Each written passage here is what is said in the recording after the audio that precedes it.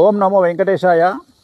గత 5 రోజుల నుండి ఆంధ్రప్రదేశ్ రాజధాని అమరావతి గురించి విపరీతమైనటువంటి డిస్కషన్స్ మనం టీవీలో చూస్తూ ఉన్నాము. అలాగే రాజ్యసభలో లోక్సభలో జరిగినటువంటి తీర్మానాల గురించి, ఇతరత్ర రేణుకా చౌదరి గారు మాట్లాడినటువంటి అంశాల గురించి, అలాగే జగన్మోహన్ రెడ్డి గారు కొత్తగా చెప్పినటువంటి మావి గన్ అనేటువంటి వివరాల గురించి అన్ని రెగ్యులర్గా చూస్తూ ఉన్నాము. అయితే ఎప్పుడైతే 2015వ సంవత్సరంలో రెండవసారి ప్రధానమంత్రి నరేంద్ర మోడీ గారు మరియు తెలంగాణ ముఖ్యమంత్రి అప్పటి ముఖ్యమంత్రి కేసీఆర్ గారు మరియు ఆంధ్రప్రదేశ్ అప్పటి ముఖ్యమంత్రి 2015వ సంవత్సరం దసరా రోజున నిర్వహించినటువంటి శంకుస్థాపన మహోత్సవంలో వీళ్ళు ముగ్గురు పాల్గొనడం జరిగినది. ఆ ముహూర్తానికి సంబంధించి నేను ఒక వీడియోను చేశాను సోషల్ మీడియాలో, నా స్వంత యూట్యూబ్ ఛానల్లో పెట్టుకోవడం జరిగినది. అది కానీ రీజన్ తెలియదు, చాలామంది మరి ఎందుకో తెలియదు, అది సోషల్ మీడియాలో లేకుండా చేసినారు. దానికి కారణం ఏంటో నాకు తెలియదు. సో ప్రస్తుతము ఇప్పుడు జరుగుతున్నటువంటి డిస్కషన్ను బేస్ చేసుకొని నేను 2015వ సంవత్సరంలో అంటే ఇంచుమించుగా 2026 ఇది అంటే 9 సంవత్సరాల క్రిందట ఆ రోజు శంకుస్థాపన ముహూర్తం ఆంధ్రప్రదేశ్ రాష్ట్ర రాజధాని అమరావతికి సంబంధించిన ముహూర్తాన్ని బేస్ చేసుకొని దాని పుట్టు పూర్వోత్తరాలు రాబోయే కాలంలో ఎలా ఉంటాయి అని చెప్పడం జరిగింది. ఆ వీడియో ఒక్కసారి చూద్దాం. ఓం నమో వెంకటేశాయ.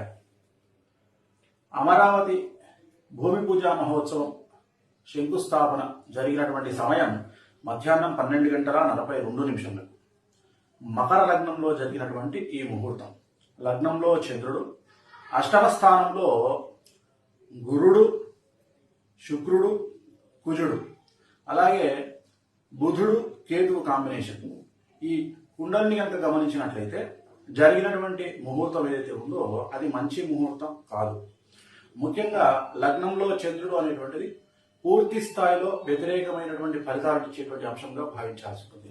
అలాగే అష్టమ చంద్రుడు అంటే 8వ స్థానం ఏదైతే ఉందో అది చాలా నీచంలో ఉండడం మూలంగా కుజుడు అంటే భూమికి సంబంధించినటువంటి వ్యవహారాలు, శుక్రుడు అంటే అభివృద్ధి, గురువు అంటే పిఆర్ అంటే పర్సనల్ రెప్యుటేషన్, ఇవన్నిటిపై ప్రభావం చూపేటువంటి అవకాశం ఉంటుంది. ముఖ్యంగా బుధ కేతు కాంబినేషన్ అంటే బుధుడు అంటే ఆలోచన పటిమ, ఆలోచన శక్తి, అంటే ముఖ్యమంత్రి యొక్క ఆలోచన శక్తి అనేటువంటిది పూర్తి వ్యతిరేకమైనటువంటి దిశలో పయనించేటువంటి అవకాశం ఉంటుంది. అంటే ముఖ్యమంత్రి తాను తీసుకునేటువంటి నిర్ణయాలు కావచ్చును, లేదా అమరావతి పట్ల అంటే క్యాపిటల్ పట్ల తన యొక్క ఆలోచన ధోరణి కావచ్చును, పూర్తి నెగిటివ్ రిజల్ట్స్ ఇచ్చేటువంటి అవకాశాలు ప్రస్తుతంగా కనిపిస్తా ఉన్నాయి.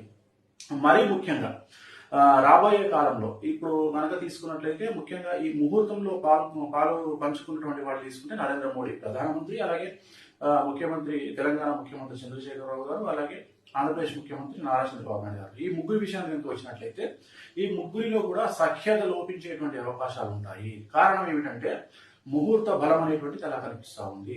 ఆ ముహూర్తంలో ఉన్నటువంటి దోషాల కారణం చేత ఈ ముగ్గురి మధ్యన మనస్పర్ధలు వచ్చేటువంటి అవకాశం కనిపిస్తూ ఉంది. అలాగే ఆంధ్రప్రదేశ్ అభివృద్ధి అనేటువంటిది ఎట్టి పరిస్థితుల్లోనూ ముందుకు సాగేటువంటి పరిస్థితి కనిపించడం లేదు. కారణం ఏమిటంటే ముఖ్యమంత్రి చంద్రబాబు నాయుడు మనం కనుక తీసుకున్నట్లయితే అతనికి వారికి సంబంధించినంత వరకు అసలు ఎవరు కూడా సపోర్ట్ చేయనటువంటి పరిస్థితి కనిపిస్తూ ఉంది. ముఖ్యంగా కేంద్ర ప్రభుత్వం పూర్తి వ్యతిరేకమైనటువంటి ధోరణిలో ప్రవర్తించేటువంటి అవకాశం కనిపిస్తూ ఉంది ఆంధ్రప్రదేశ్ ప్రభుత్వం రీత్యా. అంటే బయటికి కనిపించేటువంటిది మాత్రం స్నేహంగా కనిపిస్తుంది, లోపల మాత్రం ఎటువంటి సహాయ సహకారాలు లేనటువంటి పరిస్థితి కనిపిస్తూ ఉంది. ముఖ్యంగా చంద్రబాబు నాయుడు జాతక రీత్యా అంటే ఇప్పుడు ఉన్నటువంటి కుండలి రీత్యా తీసుకున్నట్లయితే పూర్తి వ్యతిరేకమైనటువంటి ఫలితాలు చంద్రబాబు నాయుడు గారికి రాబోతా ఉన్నాయి. రాబోయే కాలంలో చాలా నెగిటివ్ ఒపీనియన్ అనేటువంటిది వారిపై కలిగేటువంటి ప్రజల్లో అభిప్రాయం ఏర్పడేటువంటి అవకాశాలు ప్రస్ఫుటంగా కనిపిస్తా ఉన్నాయి. అభివృద్ధికి సంబంధించినంత వరకు వచ్చినటువంటి కంపెనీలు, అది జపాన్ కానీ, మలేషియా కానీ, సింగపూర్ కానీ, వారెవరూ కూడా సహాయ సహకారాలు అందించినటువంటి పరిస్థితికి గోచరిస్తూ ఉంది. మరీ ముఖ్యంగా ప్రజల్లో 1-2 మీడియా సంస్థల పైన విపరీతమైనటువంటి తీవ్ర వ్యతిరేకమైనటువంటి భావం కనిపించేటువంటి అవకాశం ఉంది. కొన్ని సందర్భాల్లో జనాలు పూర్తిగా వ్యతిరేకించే అవకాశం కనిపిస్తూ ఉంది. 1-2 వార్తా పత్రికలు అవ్వచ్చు, లేదా వార్తా ఛానళ్ళు అవ్వచ్చు, వాటి పట్ల ప్రజల్లో పూర్తి వ్యతిరేకమైనటువంటి పరిస్థితులు ఆంధ్రప్రదేశ్లో ముఖ్యంగా నెలకొనేటువంటి అవకాశాలు కనిపిస్తూ ఉన్నాయి. అలాగే ప్రతి పనిలో కూడా చంద్రబాబు నాయుడు గారికి వ్యతిరేకమైనటువంటి దిశలో గాలులు వీచేటువంటి అవకాశం కనిపిస్తూ ఉంది. ప్రతిపక్షం బాగా బలపడేటువంటి పరిస్థితి గోచరిస్తూ ఉంది. నవంబర్ 11వ తేదీ 2015 రాబోయే కాలంలో అంటే ఈ రోజు మనకు ముహూర్తం జరిగింది అమరావతి భూమి శంకుస్థాపన. వచ్చే నెల 11వ తేదీ అంటే 2015 నవంబర్ 11వ తేదీ నుండి భారీ మార్పులు అనేటువంటి చోటు చేసుకునేటువంటి అవకాశాలు కనిపిస్తా ఉన్నాయి. ఆంధ్రప్రదేశ్ రాష్ట్రంలో చంద్రబాబు నాయుడు గారికి వ్యతిరేకమైనటువంటి దిశలో గాలి వీచేటువంటి అవకాశం కనిపిస్తా ఉంది. ప్రతిపక్షాల పట్ల ప్రజల్లో సానుకూలత ఏర్పడే అవకాశం ఉంది. మరీ ముఖ్యంగా అమరావతి పరిసర ప్రాంతాల్లో భూములు అమ్ముకున్న వాళ్ళు అదృష్టవంతులుగాను, కొనుక్కున్న వాళ్ళు దురదృష్టవంతులుగాను మిగిలిపోయేటువంటి అవకాశాలు ఖచ్చితంగా కనిపిస్తా ఉన్నాయి. అభివృద్ధి అనేటువంటిది 100కు కనీసం 10% కూడా ఉండనటువంటి పరిస్థితులు గోచరిస్తా ఉన్నాయి. ఇవన్నీ కూడా ఈ రోజు జరిగినటువంటి ముహూర్తం ఏదైతే ఉందో 12:42 జరిగినటువంటి ముహూర్తాన్ని బేస్ చేసుకుని మాత్రమే నేను చెప్పడం జరుగుతుంది. ఈ లగ్నం ఏదైతే ఉందో మంచి లగ్నం కాదు. గతం అంటే జూన్ 6వ తేదీ నాడు జరిగినటువంటి ముహూర్తం కూడా మంచి ముహూర్తం కాదు. మళ్ళీ దానికంటే కూడా కొద్దిగా వ్యతిరేకమైన ఫలితాలు ఇచ్చేటువంటి ముహూర్తం ఈ రోజు ఉన్నటువంటి ముహూర్తం.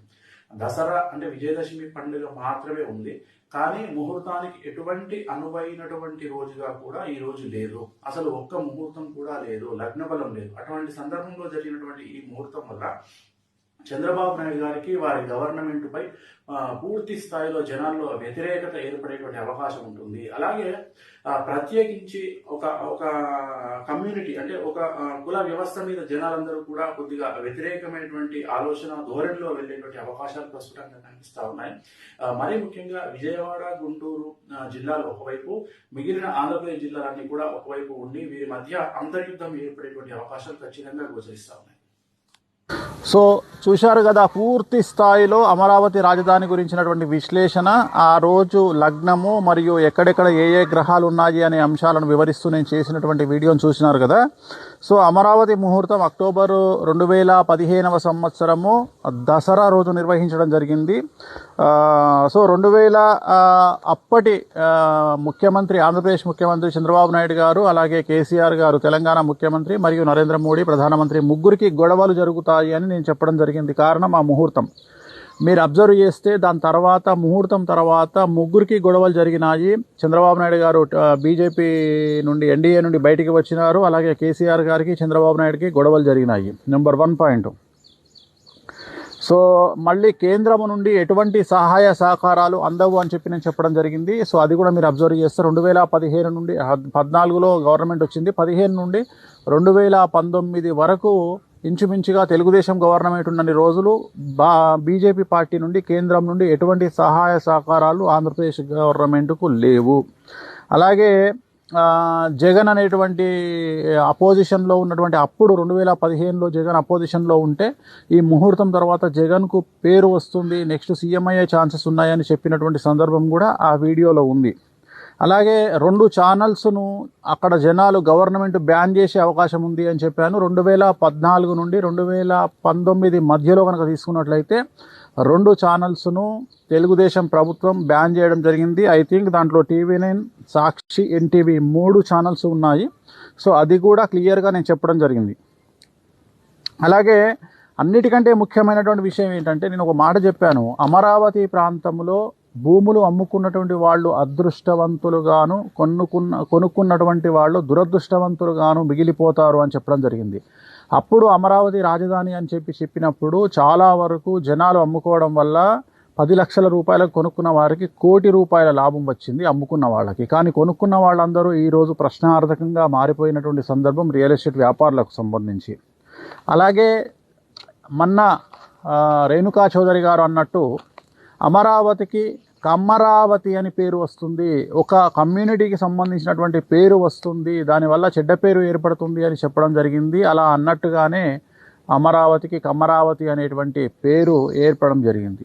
సో ఈరోజు జరుగుతున్నటువంటి ఈ విశ్లేషణలు, ఈ గొడవలు, ఈ డిస్కషన్లన్నీ కూడా 2015వ సంవత్సరంలో నేను చెప్పినటువంటి విషయాన్ని గుర్తు చేస్తూ ఉన్నాను.